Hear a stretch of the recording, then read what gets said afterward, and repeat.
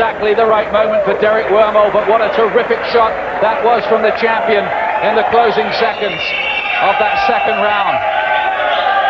And the bell could not have come at a more opportune moment for Wormald. Yes, a good shot, really nicely timed. He just waited for the left hand of Wormald to go past, just bent the knees and brought the right uppercut through with an awful lot of power, and he went down heavily to his knees and then on the seat of his pants. Peach of a right uppercut. That is terrific. That was class. Look at that. A lot of men would have been on the floor from that shot. Yes, really timed that well. Just avoided the left from Wormald, just bent the knees and brought the right uppercut up with a great deal of power. The latest fight for this title, held down the years by the likes of Terry Downs, Alan Minter, Tony Simpson, Harold Graham, and in more recent years, Neville Brown, remember, had a pretty long reign.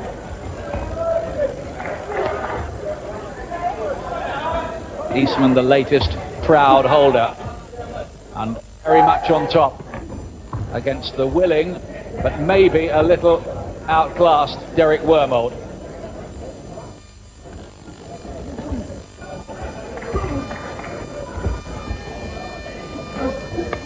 He's going for it, Wormald, and he gets caught with another right hand on the counter. He tried to nail Eastman against the ropes, and the champion came with a big right down for the second time. Up and eight, once again, Wormald. 2 trips to the canvas. And this is only round 3. Will Eastman find another big power punch? There goes that uppercut again. Not quite timed this time. I think Wormald's gambling now. Well, I think he has to. I think he knows that technically Eastman much better boxer. So I think Wormald's only hope really is to get lucky with a punch. And you know, he's brave and he's game. He's a tough guy. Wormald, he'll have a go. And that's exactly what he's trying to do. But in doing that, he might just leave himself open. Good shots from Wormald. 2 good little right crosses from him, but he walked onto another one, and the knees buckled again. Wormald, who was on the floor 5 times when he fought Richie Woodall, still lasted 10 rounds against a man who went on to become world champion, and indeed still is at super middle.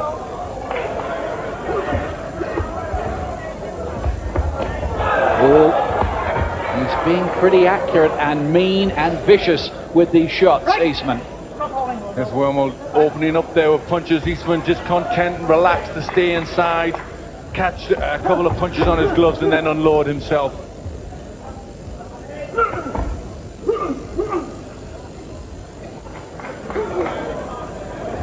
Wormald bravely, desperately trying to exert some kind of pressure, but he's caught again.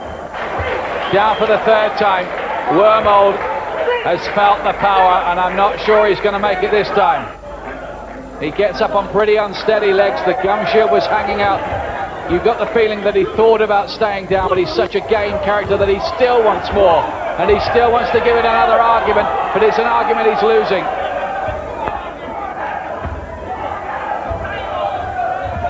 He's certainly going to go out on his shield here, Wormald, if this is his last fight, as he says it is. Oh, right uppercuts, 1, 2, no count, stopped. Eastman is still the British middleweight champion. And Derek Wormald was so brave, but in the end, so outclassed. And the impression remains that Howard Eastman just might be a world-class middleweight for Britain.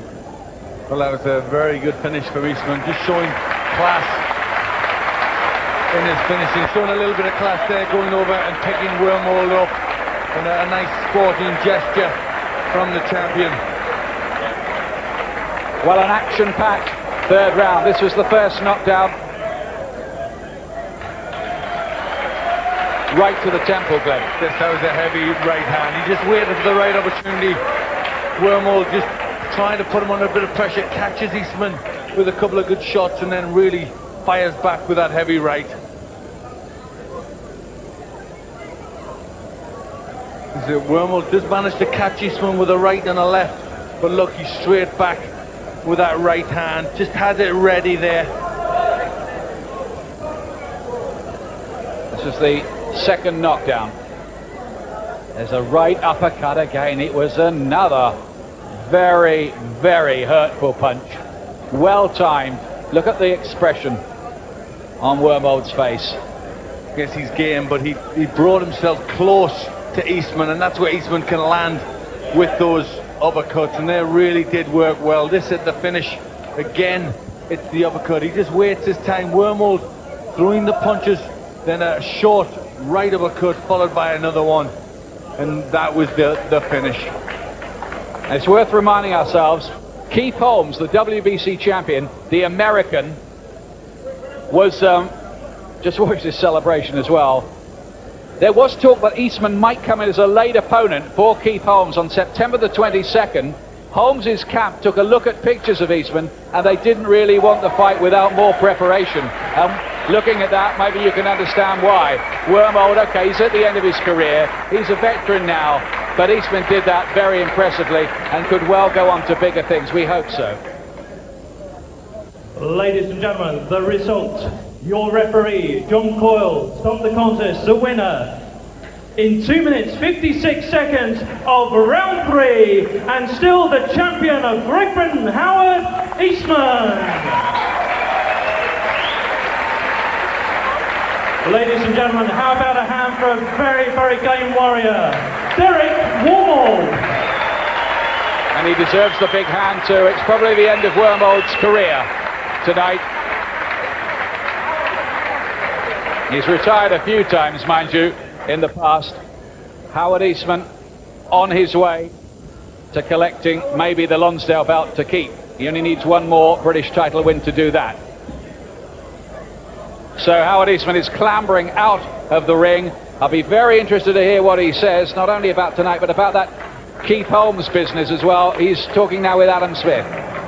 Well, Howard, you seemed a little bored of late fighting the Eastern European opposition, but tonight it looked like you came out to make a statement. Yeah, Adam, you got it in a nutshell. Came out to make a statement, and we made the statement. Yes? I mean, he was brave, but outclassed. Is he the right sort of opposition now, those sort of fighters? He's the right sort of opponent to get me into the world title fight. So step by step, I'm sure we're going to do it. Frank Maloney and Panna's team and my team, Ronnie Davis, Don, and the cornerman, Mickey Walker. You look very sharp. Sharp? Not that sharp yet. But we getting there. We're getting there. Now, Jason Matthews is world champion. There's also Neville Brown out there, Rob McCracken. Where are you going? You want the big fights, Bring don't them you? all on. Jason Matthews, Robert, all of them. I could have to do them all the same night. Keith Holmes Keith Holmes. was talked about. Apparently, he turned you down. Is that true? Well, Frank, yes, he did. But Frank would be here to confirm that. Frank, where do you take him now? I mean, it's got to be bigger and better opposition, hasn't it? Well, we're looking at Jason Matthews. We've had a talk with Frank Warren. Matthews has got his mandatory defence, and hopefully in December, if Matthews comes through that, we can make the fight all of Britain wants to see. Matthews against Eastman, that's the fight we want, and that's the fight I think Britain wants. Is that the fight you want? Yeah, Britain has got a world champion in Howard Eastman. I could conquer the world, beat all the American opponents, and clean up my domestic opponents, no problem. So with the help of Sky and Frank, I'm sure we can get it on. Well done tonight, Howard. Thank you very much. Thank you, Adam. That's just about one of his best nights on Sky, certainly, Eastman. 24 straight wins now. There have been a share of frustrations for us as well as himself over the last couple of years, Barry. Does it look like he's through that phase now? Yeah, well, it's always difficult to tell. He, you know, as Darky said, I think he used the right description, he has a languid style. He only fights as much as is necessary. His opponent will make him fight better, and Derek Wormald did try very hard tonight, so he put himself right in front of Eastman, and this is what happened. When he got up close to him, he just took him apart. He's a very dangerous puncher at close range. Eastman. It's Eastman. For a big man, it's amazing that he likes to punch up so short, but he obviously has a great knack of punching very hard at short distance. He got nailed with 2 good shots, and watch his response to this. Straight back with a right hand, and then picked his shots again, right hand down the pipe, and stopped just in time not to get a warning there. But his punches, as I say, at short range, particularly his right uppercut, was very impressive. Wormald was coming in square on, and he spotted that, and he repeatedly threw that right hand uppercut, and the left hooks. All the work at close range is very impressive. I do think that at times he could use his height more advantageously, but He's a terrific fighter at close range and a concussive puncher, no question about that. This guy's got a lot of power. Far be it from me to denigrate a good performance tonight and a man of unquestioned talent, as we've made clear over the past couple of years, Barry. But there is a massive jump from fighting, with no disrespect to him, a Derek Wormald and any of the men who you could call world class. Oh, that's without a doubt, and I'm sure despite his bravado at the end of the fight, Eastman knows that. He needs time to get better, and he needs important fights that are going to bring him up to another level before he fights the world champions. But I do believe he's not far off that. Maybe 6 months' time he should be fighting for a world championship.